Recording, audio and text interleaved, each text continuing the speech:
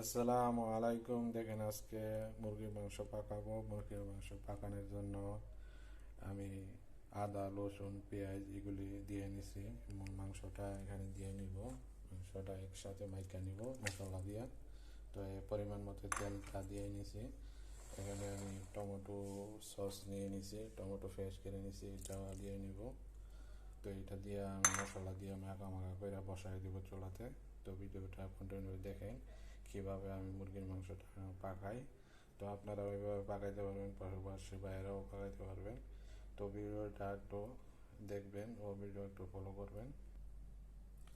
দেখেন আমি হলুদ পরিমাণ মতো দিয়ে নিতেছি, আমি বরফের গুঁড়া দিয়ে নিছি, এখানে জিরা গুঁড়া দিয়ে নিতেছি, জিরা পাউডার, এখানে দারচিনি এলাচি এগুলি দিয়ে নিছি। দেখেন মাংসটা দেখেন আমি মাখা মাখা করে নিছি, মেখে নিছি সুন্দর করে। আমি চুলাতে বসাই দিব।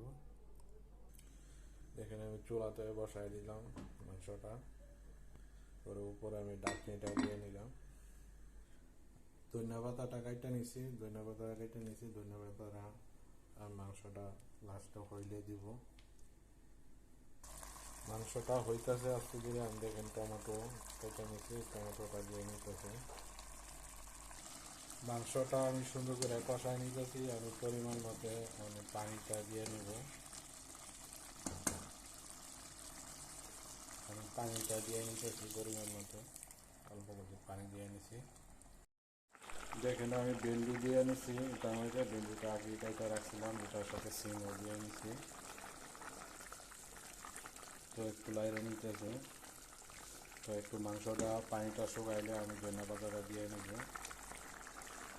পরিমাণ মতো আমি লবণ নিয়ে নিছি, লবণটা দিয়ে নিতেছি। আমি ধনিয়া পাতাটা দিয়ে নিতেছি। মাংসটা হয়ে গেছে, মাংসটা এলাই নেব, চুলার থেকে নামাই নেব। দেখেন আমার মাংসটা হয়ে গেছে। ভিডিওটা আপনাদের দেখে যদি ভালো লাগে তাহলে একটা লাইক কমেন্ট করবেন, আর আমার চ্যানেলের সাথেই থাকবেন। তো আমার চ্যানেলটা একটু সাবস্ক্রাইব করবেন। সাবস্ক্রাইব করলে আমার ভিডিও দেওয়ার সাথে সাথে আপনার মোবাইলে চলে যাবে। তো যারা যারা সাবস্ক্রাইব করছেন অসংখ্য ধন্যবাদ।